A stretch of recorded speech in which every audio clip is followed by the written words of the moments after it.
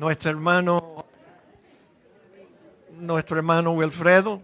Yo siempre escojo Wilfredo porque él es el que más cerca está. Y besides that, él es buena gente. Aquí está en la lectura. Sí. Casi, a lo mejor. Pronto. Buenos días, hermanos. Continuando con nuestro estudio en el libro de Filipenses, nos encontramos hoy en el capítulo 1, comenzando en el verso 12. Quiero que sepáis, hermanos, que las cosas que me han sucedido han redundado más bien para el progreso del Evangelio, de tal manera que mis prisiones se han hecho patentes en Cristo en todo el pretorio y a todos los demás. Y la mayoría de los hermanos, cobrando ánimo en el Señor con mis prisiones, se atreven mucho más a hablar la palabra sin temor. Algunos, a la verdad, predican a Cristo por envidia y contienda, pero otros de buena voluntad. Los unos anuncian a Cristo por contención, no sinceramente, pensando añadir aflicción a mis prisiones.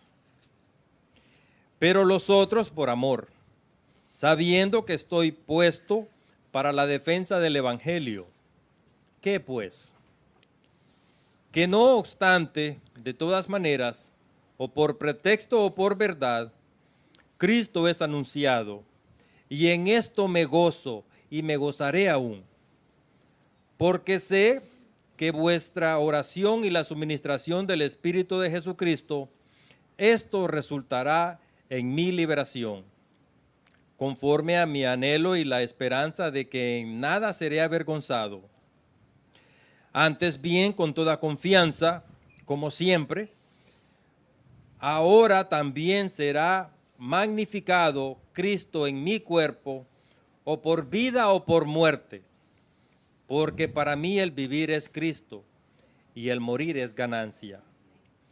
Mas si el vivir en la carne resulta para mí en beneficio de la obra, no sé entonces qué escoger, porque de ambas cosas estoy puesto en estrecho, teniendo deseo de partir y estar con Cristo, lo cual es muchísimo mejor, pero quedar en la carne es más necesario por causa de vosotros. Y confiando en esto, sé que quedaré, que aún permaneceré con todos vosotros para vuestro provecho y gozo de la fe, para que abunde vuestra gloria de mí en Cristo Jesús por mi presencia otra vez entre vosotros. Amén. Gracias, hermano. Oremos, hermano. Padre, te damos gracias una vez más por tenernos aquí reunidos, sanos y salvos. Y te pedimos, oh Dios, que tú nos acompañes a través de este servicio.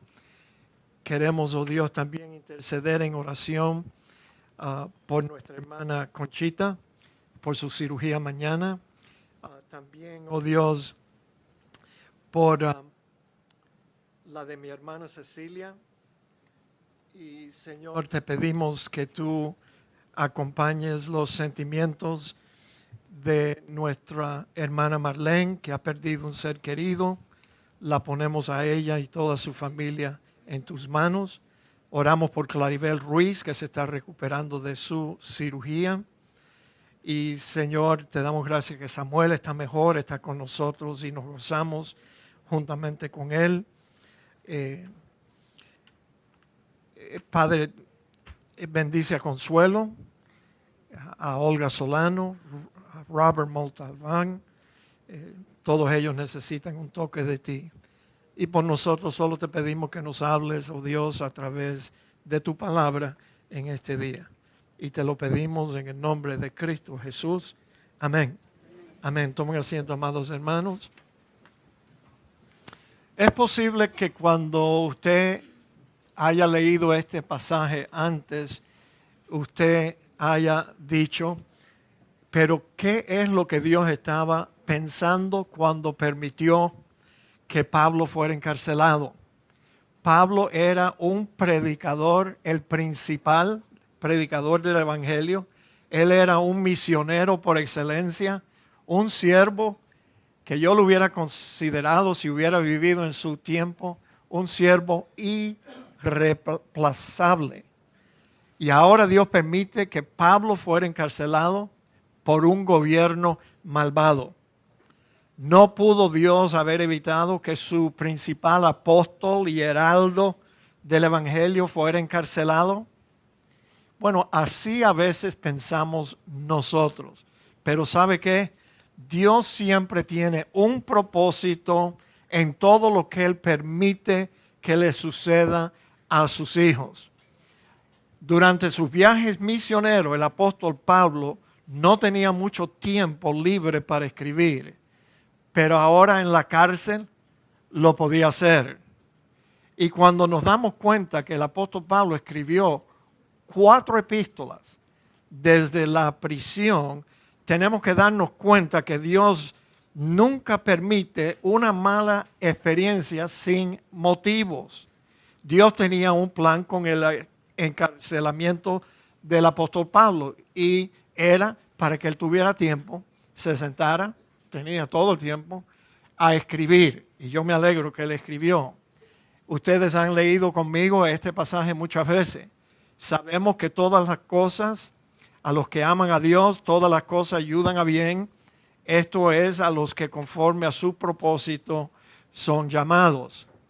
Puede ser que algunos de nosotros llegamos hoy a la iglesia cargados de alguna situación difícil en nuestra vida. Los cristianos no están exentos a que nos sucedan cosas desagradables. Quizás usted tiene problemas económicos o problemas de inmigración, pudiera ser, o problemas en su matrimonio, todavía peor, o problemas en su familia. ¿No tendrá Dios un propósito también con las malas situaciones que nosotros estamos atravesando en nuestra vida hoy?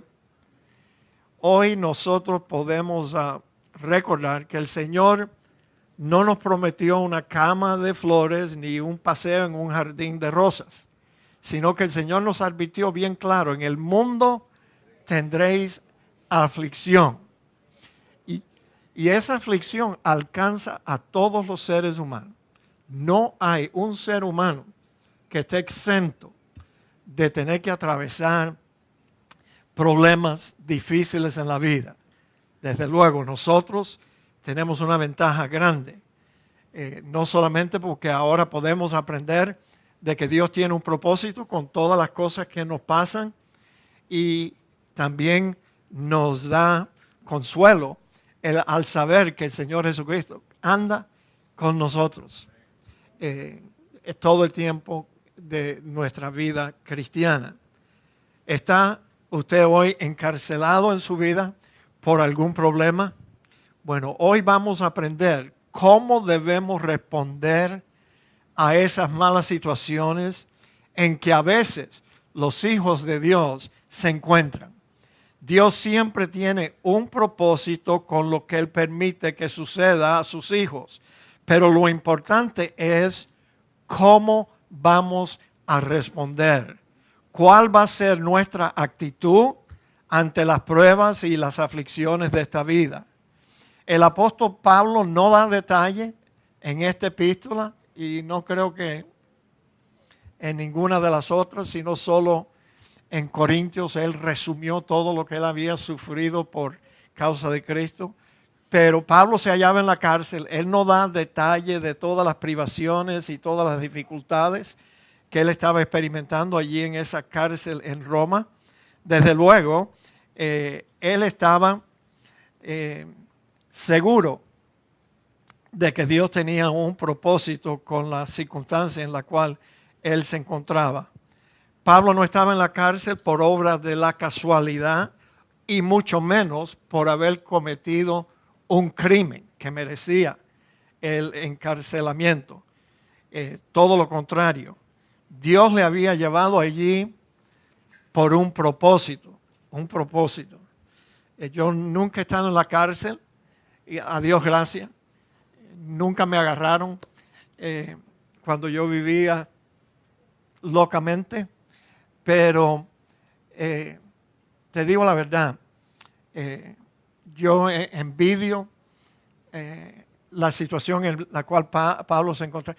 Usted no sabe cuántos años yo he querido escribir. Tengo varios títulos que yo quiero escribir de estudios para ayudar a los cristianos a crecer en su vida cristiana, pero simplemente no he tenido el tiempo.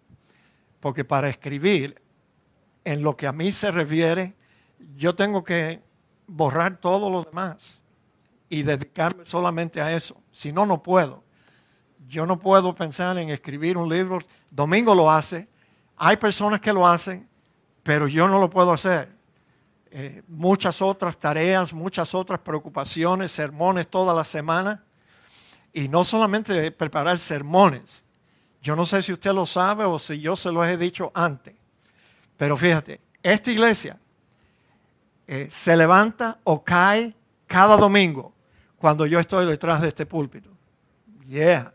Cuidado de que yo predique un sermoncito de eso mediocre. Porque entonces el próximo domingo algunos hermanos que van a estar en la cama y van a decir, la verdad que el pastor nos falló el domingo pasado, a lo mejor no predico un buen sermón, mejor me quedo en casa. ¿Usted ve? Entonces el cargo, la tarea es algo serio. El estrés.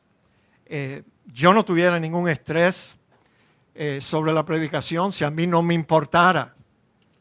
Pero a mí me importa ser fiel al Señor.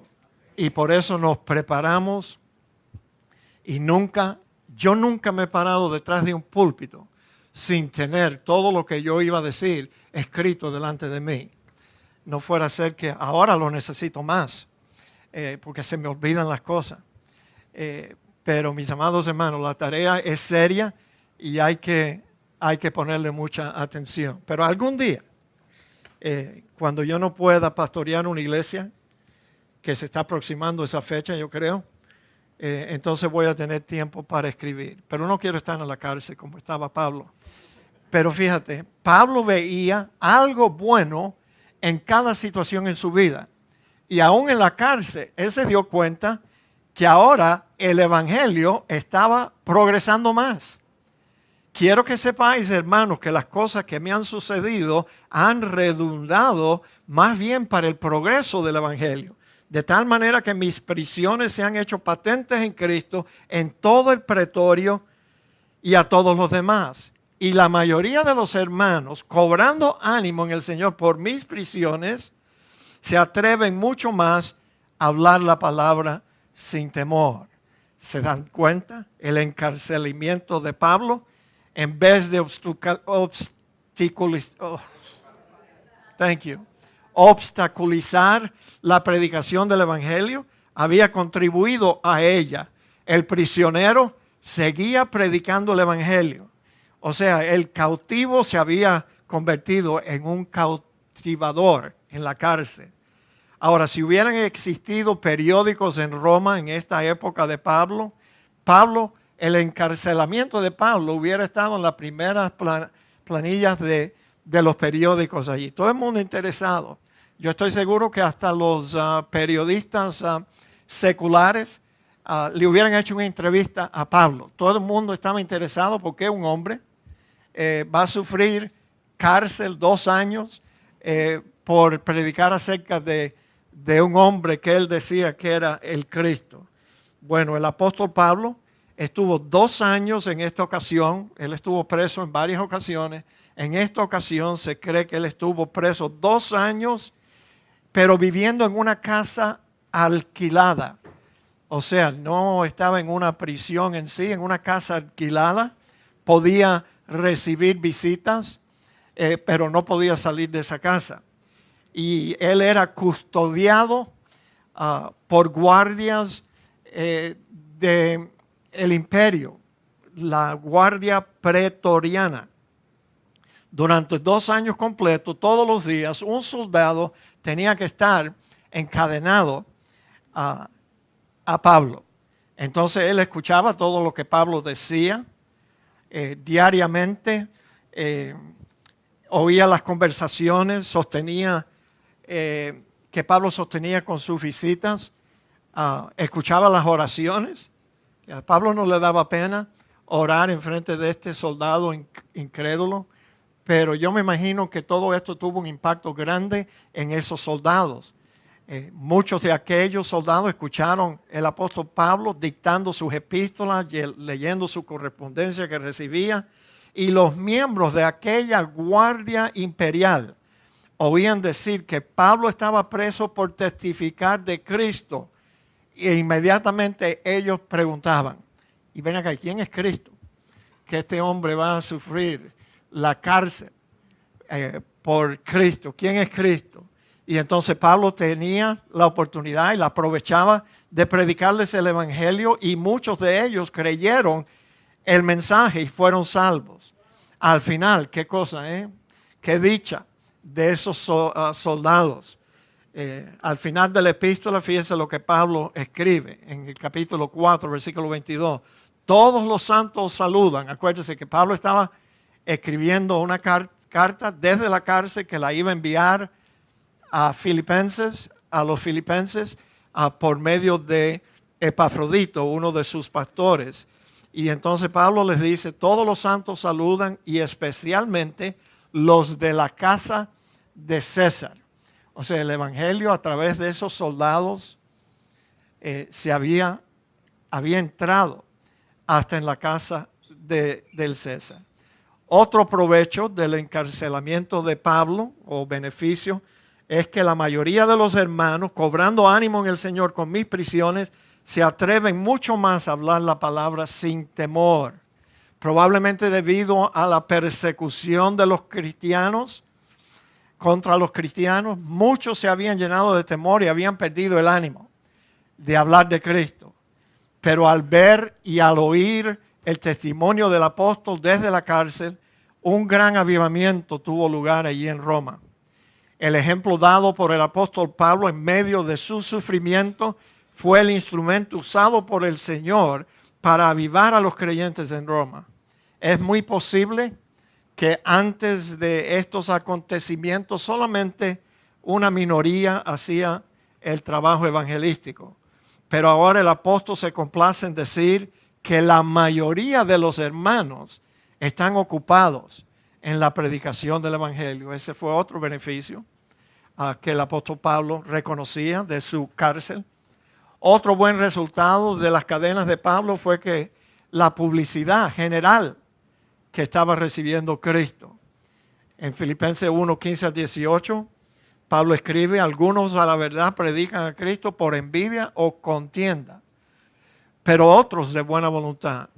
Los unos anuncian a Cristo por contención, no sinceramente, pensando añadir aflicción a mis prisiones, pero los otros por amor, sabiendo que estoy preso para la defensa del evangelio. ¿Qué pues? Que no obstante, de todas maneras, o por pretexto o por verdad, Cristo es anunciado, y en esto me gozo y me gozaré aún. La gente estaba hablando de Cristo. Los inconversos estaban hablando de Cristo. Los enemigos de Pablo estaban hablando acerca de Pablo y de Cristo, y entonces Pablo se alegraba por la publicidad que el Señor estaba recibiendo.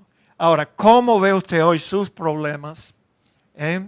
Fíjese en esto. El apóstol Pablo siempre veía algo bueno en cada mala situación.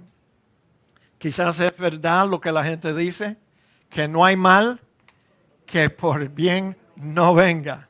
Ahora, ¿qué tipo de persona es usted? Bueno, déjeme decirle, usted lo demuestra en la forma que usted reacciona, en sus actitudes. ¿Acaso usted es el tipo de persona que se ahoga en un vaso de agua? Hay personas así. Yes. Bueno, no se ahogue todavía. Mire aquí el mensaje, el ejemplo que nos está dando el apóstol Pablo hoy. Dios te ama y sabe dónde tú estás hoy y sabe lo que tú y yo estamos pasando. Él tiene un propósito santo y bueno en todo lo que Él permite en la vida de sus hijos. Y si solamente tuviéramos eso en mente, Él tiene un propósito santo y bueno en todo lo que Él permite que nos suceda a nosotros. Dios no es un Dios impotente. Ya vimos la semana pasada que Él es más maravilloso de lo que nosotros pensábamos. Él es soberano y Él sabe el porqué de tus tribulaciones. Y Él quiere que respondamos con una actitud animada, positiva y no destruida. Yo me acuerdo que un hombre de negocio que era muy rico, pero era muy positivo, fue invitado para que hablara con los seminaristas en el seminario donde yo estaba en aquel entonces.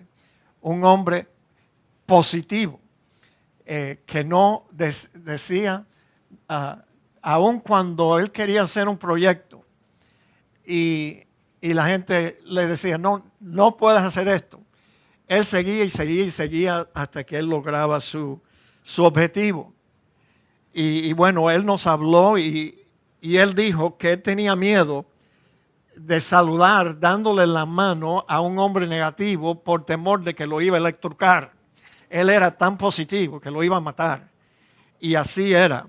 Ahora, ¿cómo ve usted hoy los problemas de su vida? Bueno, el tipo de persona que usted es se va a demostrar por la forma en que respondemos. Fíjese, primero está el cristiano juez, y hay muchos de estos. Algunos pudieran pensar que el encarcelamiento de Pablo era el resultado de algún castigo. Dios lo estaba castigando por algún pecado personal. ¿Se acuerdan de los amigos de Job? Ese era el tema de ellos. No puedes, tú no puedes ser un hombre justo y haber sufrido. Dios te está castigando por algo. Tú has hecho algo. Bueno, el apóstol Pablo no pensaba así, mis amados hermanos, de ninguna forma. Luego está el cristiano pentecostal, así le llamo yo. Algunos miraran al apóstol Pablo en la cárcel y pensarían que esto fue una obra del diablo. El diablo se ha colado en tu vida. El diablo se ha metido aquí. Porque Dios no dejaría que uno de sus hijos sufra la cárcel. Esto es una obra del diablo, pastor. Bueno, no sé si yo les he contado que 3 pastores un día despertaron en el fuego del infierno. Uno era un pastor bautista, otro era un metodista y el otro era un pentecostal. El pastor bautista abrió los ojos y vio las llamas y dijo, tenemos que arrepentirnos por todos nuestros pecados. El metodista dijo, no, sino que tenemos que orar para pedirle que Dios tenga misericordia de nosotros. Y el pentecostal abrió sus ojos y dijo, ¿pero qué es esto? Y entonces, este es el infierno, le dijo el pastor bautista. Y entonces el pentecostal dijo, no, pues yo declaro que esto es el cielo. Así piensan nuestros hermanos pentecostales y carismáticos. Pero en vez de estar lamentando su presente condición, Pablo no habla sino del gozo que siento viendo los buenos resultados de mi encarcelamiento. Luego tenemos otro tipo de cristiano, y de estos hay muchos también. Le llamamos el cristiano ensimismado. Algunos cristianos responden a sus problemas diciendo, Dios se ha olvidado de mí. Dios ya no me ama. Porque si me amara no permitiera que esto me sucediera. ¿Ve? Ese es el cristiano que solamente piensa que él es el centro del universo de Dios. Y si le pasa algo malo, no, ya Dios se olvidó de mí. Bueno, hay otro más. Se me olvidó ponerlo, pero anótelo allí. Tenemos también el cristiano flojo. El cristiano flojo. Cuando le sucede algún problema, él responde yéndose de la iglesia. Que se olvide Dios de mí. Porque si esta es la forma que Dios me va a tratar, que se olvide de mí. El cristiano flojo dice eso. Y bueno, fíjense cómo respondió el apóstol Pablo a su situación. ¿Ve? Pablo dice, porque sé que por vuestra oración y suministración del Espíritu de Jesucristo, esto resultará en mi liberación, conforme a mi anhelo y esperanza de que nada seré avergonzado, antes bien con toda confianza, como siempre, ahora también será magnificado Cristo en mi cuerpo, o por vida o por muerte. O sea, fíjense, Pablo aguardaba la posibilidad de que él pudiera ser librado de la cárcel y sabía que muchos hermanos estaban orando por él, pero él había tomado una firme decisión de que cualquiera que fuese el resultado de su prisión tenía que ser algo que fuera para la gloria de Dios. Cristo iba a ser magnificado con mi vida o con mi muerte. Y yo creo que este sentir se ha perdido en la iglesia moderna.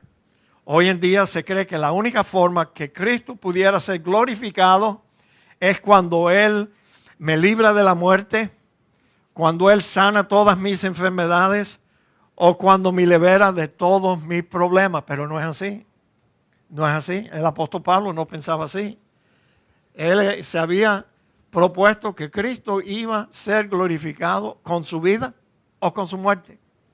Cualquiera de las dos. Fíjense aquí lo que nos enseña este pasaje de la Biblia. Pablo dice que si queremos, Cristo puede ser magnificado por nuestra vida o por nuestra muerte. Ahora, todos nosotros debemos de recordar eso, porque todos nosotros un día vamos a estar en un hospital o en un nursing home o quizás en un hospice center, tú sabes, que nos quedan horas y minutos y todavía podemos decidir que Cristo puede ser glorificado por mi vida o en mi muerte. Todo depende de la actitud de nosotros en ese momento.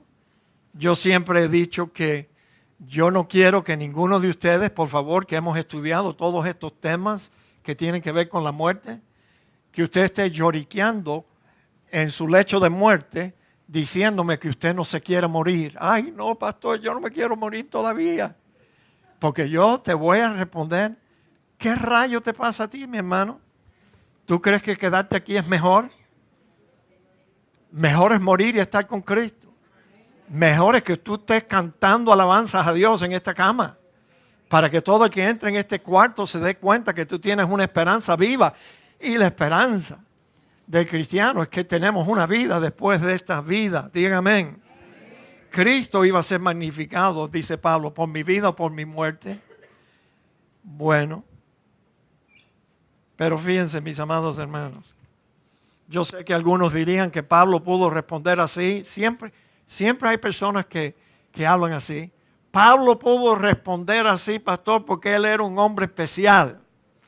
Pero yo les digo que Pablo nos está enseñando no la respuesta de un super cristiano, sino que esta es la respuesta común, que debe ser común entre todos los cristianos, aún el más sencillo, sabiendo que morir, estar con Cristo es mucho mejor, como Pablo dice próximamente.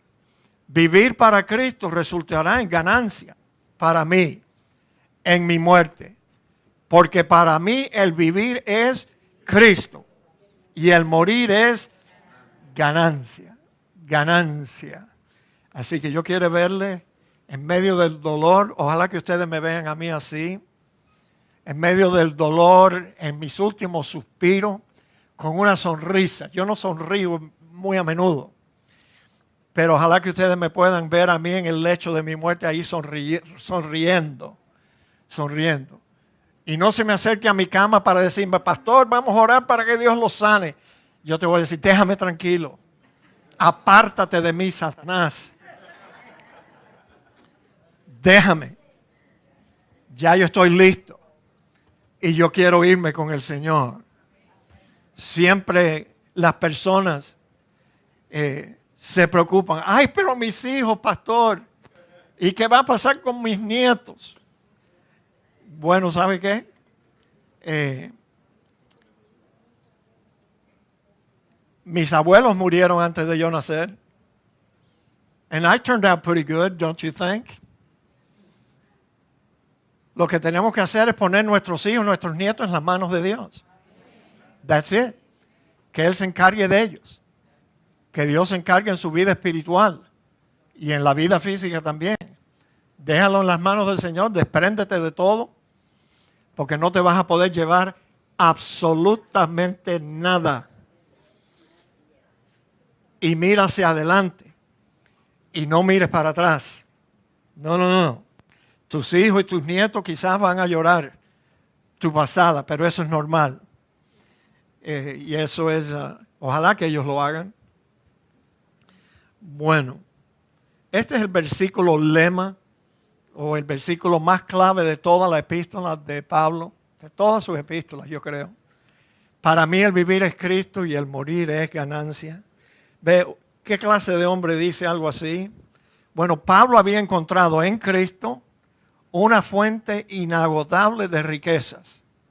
Y nosotros también hemos encontrado lo mismo. Fíjate, Cristo era la fuente de vida de Pablo. Cristo era el motivo de su vida. Cristo era el gozo de su vida. Cristo era la meta de su vida. Cristo era la satisfacción de su vida.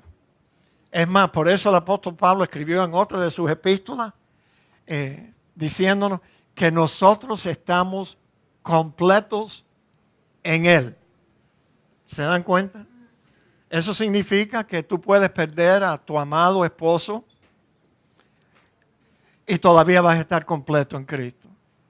Puedes perder a tus padres, madre, padre, y todavía no te va a faltar nada. Cristo, vas a estar completo en Cristo. Que Dios no lo quiera, pero podemos perder uno de nuestros hijos o todos, como sucedió en el caso de Job, y todavía vamos a estar completos. No nos va a faltar nada en Cristo. Él es la satisfacción de nuestra vida. Cristo es el poder. Era el poder de su vida también. Por tanto, Él podía decir, para mí el vivir es Cristo y el morir es ganancia. Dígame usted, ¿para qué vive usted? Llene el espacio. Para mí el vivir es, bueno, ok, eso es fácil decirlo, pero ojalá que todos nosotros podamos decir eso con realidad. Maybe, este grupo es bien maduro. Aquí, todos ustedes que contestaron, no, para mí el vivir es Cristo, pastor. Yo creo que ustedes fueron sinceros cuando dijeron, para mí el vivir es Cristo, pastor. Pero tú sabes que hay muchos cristianos que no contestarían así. Ellos contestarían, no, pastor, para mí el vivir es mi familia. Mis hijos, mis nietos, pastor. Mi familia. Yo vivo para ellos. Bueno, si tu familia es tu vida, vas a tener pérdida. Porque tú te vas a morir, te vas a ir con el Señor, pero tu familia se va a quedar aquí. Hay algunos que dicen, no, pastor, yo quiero alcanzar la realización de todos mis sueños. Quizás los jóvenes están pensando así. Una vez yo estaba siguiendo a un señor y tenía un bumper sticker en su carro que decía, el que muere con más juguetes es el que gana. Como si la vida fuera una competencia para adquirir juguetes. No, mis amados. Algunos dirían, yo vivo para buscar la satisfacción de mis pasiones y mis deseos, el placer. Yo vivo por el placer, pastor. Bueno, ¿sabe qué? Pérdida vas a tener, porque te vas a morir algún día. Y bueno, si no estás en Cristo, ahí se acabó el placer y todas tus pasiones. Para mí el vivir es what? ¿Para qué tú vives? ¿La plata? ¿El dinero? Sí. Para mí el vivir es esto, pastor. Una vez visité a un hombre borracho que profesaba ser cristiano. Ahora, de cristiano no tenía ni una lechada. Él estaba borracho, tomando cerveza. Motivo, la esposa lo había dejado. Pues bien que sí. ¿Qué mujer va a querer estar al lado de un hombre que toma cerveza todos los fines de semana y no hace más que tomar cerveza, tomar cerveza, tomar cerveza. Y ese señor estaba bebido, tenía una lata de cerveza en su mano. Y él me dijo, pastor, esto es mi vida. Bueno, esa es su vida. Él murió 1 año y pico después de eso. Menos de 1 año, yo creo. Esa era su vida, la cerveza. Bueno, mis amados hermanos, solo cuando Cristo es tu vida, es cuando un creyente puede decir, para mí el morir es ganancia. Pablo también estaba dispuesto a aceptar la voluntad de Dios, fíjate. Porque para mí el vivir es Cristo, el morir es ganancia. Mas si el vivir en la carne resulta para el beneficio de la obra, no sé entonces qué escoger. Porque de ambas cosas estoy puesto en estrecho, teniendo deseo de partir y estar con Cristo, lo cual es muchísimo mejor. Pero quedar en la carne es más necesario por causa de vosotros.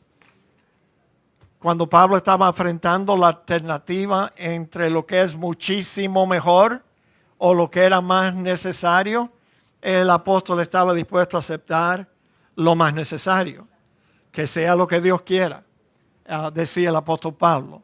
Si Él quiere que yo me muera en esta cárcel, está bien, porque el morir para mí es ganancia. Y yo sé que el morir para mí es irme con el Señor, es muchísimo mejor. Si Dios quiere que me quede aquí en este mundo para el beneficio de la obra, eso también está bien.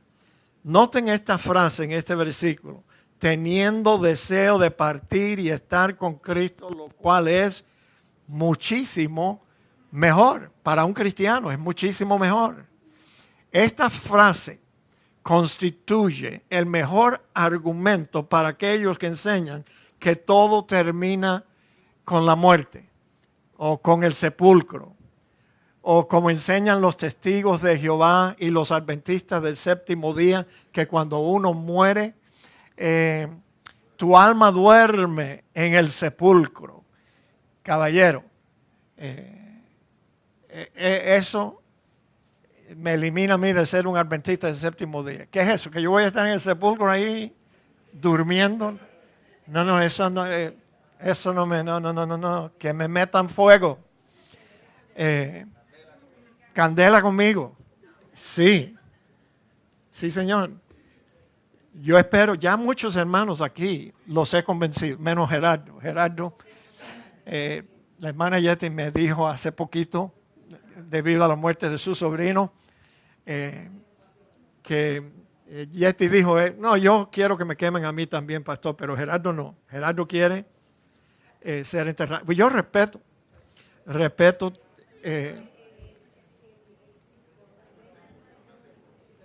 mucho más enterrar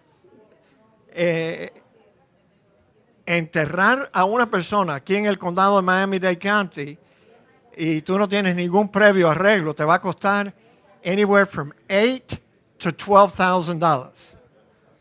En cambio, para incinerar tus restos, $800 o $1,200 si tú quieres tener a viewing. Yo no quiero que la gente me vea en un cajón ahí muerto. No viewing, nada. Yo soy miembro de una iglesia. Yo no necesito que ustedes me vayan a ver en un nursing home ahí entre 4 velas.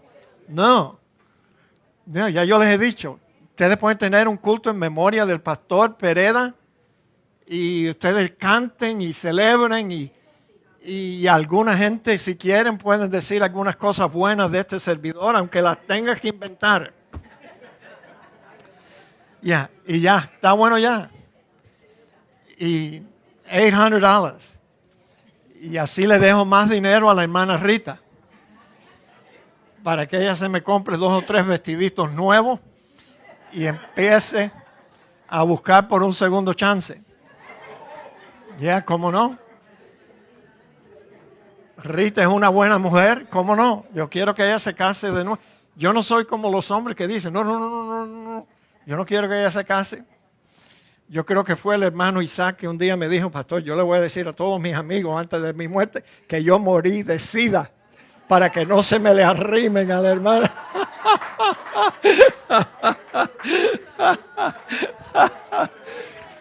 No. Para concluir, mis amados hermanos, si usted es un hijo de Dios y está afrontando un serio problema en su vida, decida demostrar la actitud positiva de un cristiano maduro y actúe de tal manera que Cristo sea magnificado en su vida o en su muerte. ¿Por qué no? Amén. Amén. Oremos. Padre, gracias te damos, Señor, por las cositas que hemos aprendido hoy. Y te pedimos, oh Dios, el coraje en la hora de nuestra muerte, todos nosotros. Señor, podemos ser diferentes. Podemos ser como el apóstol Pablo y morir glorificándote a ti. Sabemos que un testimonio así a la hora de nuestra muerte va a causar asombro de las personas a nuestro alrededor. Te pedimos que así sea en el nombre de Cristo. Amén.